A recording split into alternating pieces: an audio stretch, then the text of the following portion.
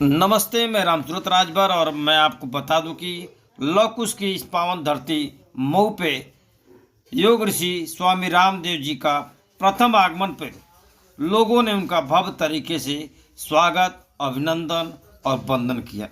आपको बता दें कि आज मऊ जनपद के लिटिल फ्लावर चिल्ड्रेन स्कूल सिकठिया में आज योग ऋषि स्वामी रामदेव जी का प्रथम आगमन हुआ और शिक्षा संवाद पे चर्चा हुई। वहीं आप तस्वीरों में देख सकते हैं कि योग ऋषि स्वामी रामदेव जी द्वारा जनपद के सम्मानित लोगों को मोमेंटो देकर सम्मानित किया गया, उन्हें अंग वस्त्र दिया गया। साथ ही साथ योग ऋषि स्वामी रामदेव जी ने लोगों को बड़ी सरलता से अपनी बातों को रखा, उन्हें समझाने का प्रयास किया। खुली 30 लाख से ज्यादा पेज उसके अंदर, 3 वहां के राष्ट्रपति, बड़े बड़े राष्ट्रों के अध्यक्ष, बड़े बड़े कॉर्पोरेट्स, बिल गेट्स से लेकर के एलन मस्क से लेकर के, और अभी तो कुछ नाम छुपा दिए गए। ये जो ईरान, इजराइल और अमेरिका का, यूएसए का जो युद्ध हो रहा है, इसका एक कारण दुनिया के जो जाहिल लोग हैं, उनकी हैवानियत, उनकी शैतानियत, उन्होंने जो कुकर्म किए उनको छुपाने के। इराक के पक्ष में, न विपक्ष में, न ईरान के बारे में बात कर रहे हैं, न हम इजराइल के बारे में बात कर रहे हैं, यूएसए के। लेकिन इस युद्ध में अमेरिका जीत नहीं सकता और ईरान हार नहीं सकता। लेकिन फिर ये युद्ध क्यों हो रहा है? खाली ताकत का उन्माद है, उन्माद। मेरे पास बहुत बड़ी इकोनॉमिक पावर है, मेरे पास मिलिट्री पावर है, मेरे पास हथियार है। तेरे पास हथियार होंगे लेकिन तेरे पास जमीन नहीं है, चरित्र नहीं। क्या करें?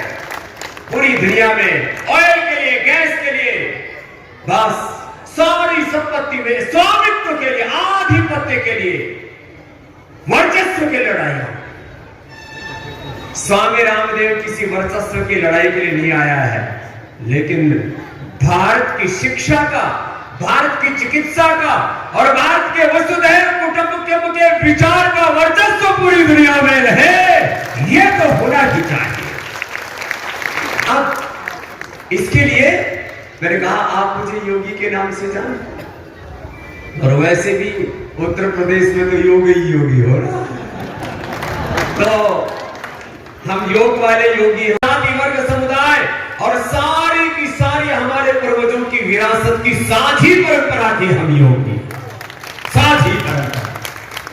मैं जो बात कहना चाह रहा हूं, अब उसको हम शिक्षा में और चिकित्सा में कैसे क्रियान्वित कर सकते हैं उसके बारे में बात करूंगा। सबसे पहले उठ करके तो एक बार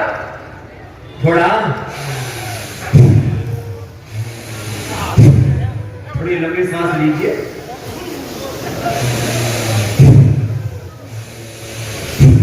अब हम तो देखो बहुत जोर से फूंक मारते हैं।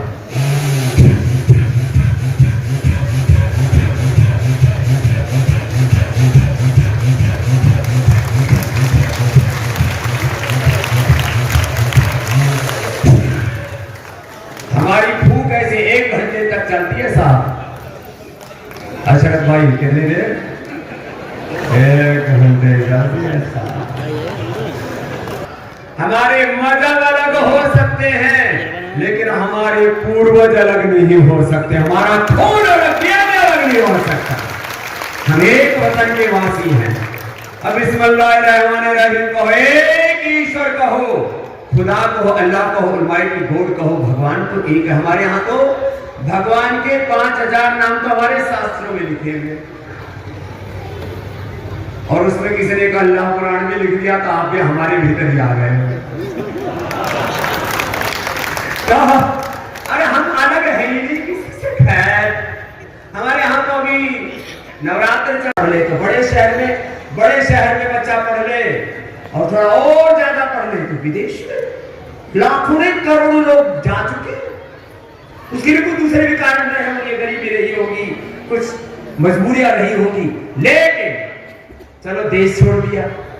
अभी पिछले दिनों इसरो के एक साइंटिस्ट ने बेंगलोर में सुसाइड अपनी पत्नी को मार दिया। क्यों?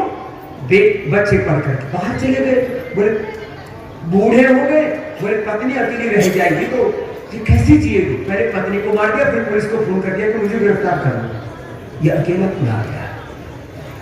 तुम्हारे बच्चे को, माता पिता को अपनी मातृभूमि को छोड़ रहे बच्चे, माता पिता से अलग हो रहे, मातृभूमि से बच्चे अलग हो रहे। क्यों? उनको नहीं पढ़ाया गया। माता भूमि ही पुत्र पृथिव्या मातृदेवो भव पितृदेवो भव आचार्य देवो भव। अरे जब ये पढ़ाएंगे कि हमारे घर में देवता हमारे माता पिता हैं, ये मातृभूमि हमारे लिए देवतुल्य है। यहां वंदना की बात, अब इसमें भी काफी लोग बहुत उल्टा पुल्टा कर देते हैं। आजकल ठोका ठोकी बड़ी चलती है। अच्छा, हमारे मुस्लिम भाई कहते हैं हिंदुस्तान जिंदाबाद, भारत माता की जय। बोले